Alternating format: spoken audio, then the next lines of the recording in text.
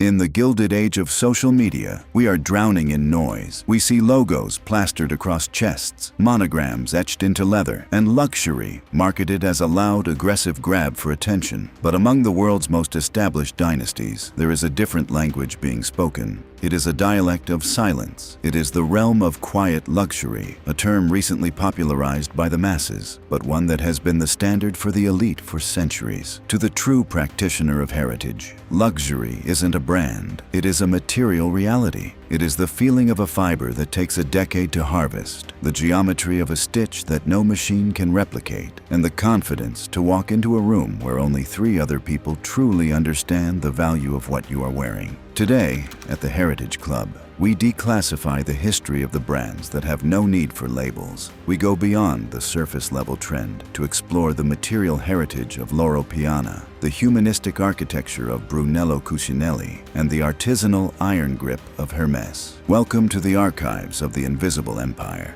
Loro Piana, the biological supremacy. We begin with the name that has become the unofficial uniform of the modern billionaire. Loro Piana. While the world sees a simple beige sweater, the historian sees a biological miracle. To understand the $5,000 price tag of a Loro Piana garment, we must travel to the high, oxygen-thin altitudes of the Peruvian Andes. Here lives the Vicuña, a small, graceful relative of the camel. The Vicuña was considered sacred by the Inca Empire. Their wool was known as the fiber of the gods, reserved strictly for royalty. Why? Because the Vicuña produces the finest animal fiber on the planet. At roughly 12 microns in diameter, significantly thinner than a human hair, it is a material that defies the physics of warmth and weight. For decades, the Vicuña was hunted to the brink of extinction, its population dwindling to less than 5,000. Loro Piana's true heritage isn't just in the loom, it's in the protection of the species. In 1994, the family struck a historic deal with the Peruvian government, creating the Dr. Franco Loro Piana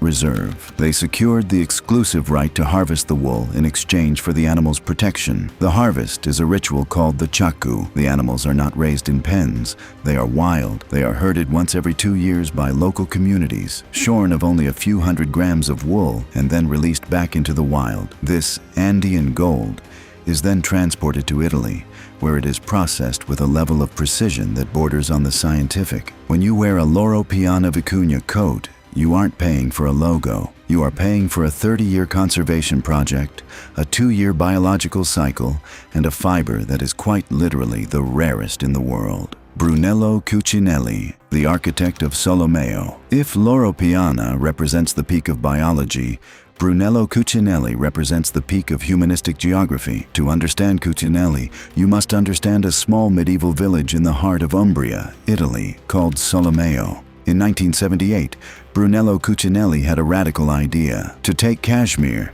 traditionally a conservative gray and navy fiber, and dye it in vibrant modern colors. But his greater ambition was humanistic capitalism. He used his success to buy and meticulously restore the 14th century hamlet of Solomeo. He didn't just build a factory, he rebuilt a community. In the workshops of Solomeo, there are no assembly lines. There are windows that overlook the rolling Italian hills. There is a philosophy that the beauty of a garment is a direct reflection of the dignity of the artisan who made it. Cucinelli's heritage is the borgo, the fortified village. The workers are paid significantly higher than the Italian average, and the pace of production is governed by quality, not quotas. The quiet luxury of Cucinelli is found in the hand of the cashmere. It is often sourced from the underfleece of Hermès goats in Inner Mongolia, but it is the Umbrian finishing that gives it that distinct, airy loft. There is no logo because the brand is the village. To wear Cucinelli is to signal that you value the ethics of the supply chain and the preservation of Italian craftsmanship as much as the aesthetic itself.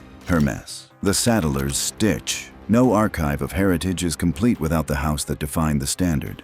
Hermès. Long before the Birkin bag became a status symbol for the new money elite, Hermès was a simple harness and saddle workshop in Paris, founded in 1837 by Thierry Hermès. Their secret isn't a marketing budget, it is the saddle stitch. This technique involves 2 needles and a single linen thread, passing through the leather in a way that no sewing machine in existence can replicate. If a machine-made stitch breaks, the whole seam unravels. If a saddle stitch breaks, the rest of the seam remains intact. Hermès materials are a global ledger of excellence. They use box calf from specialized tanneries in France, Brunello leather that develops a patina over decades, and exotic skins that are sourced with a level of scrutiny that borders on obsessive. They have been known to buy entire tanneries simply to ensure they have the first pick of the top 1% of hides. The reason an Hermès piece has no outward logo is that the work itself is the signature. The hand-painted edges, the specific weight of the hardware, and the purling of the rivets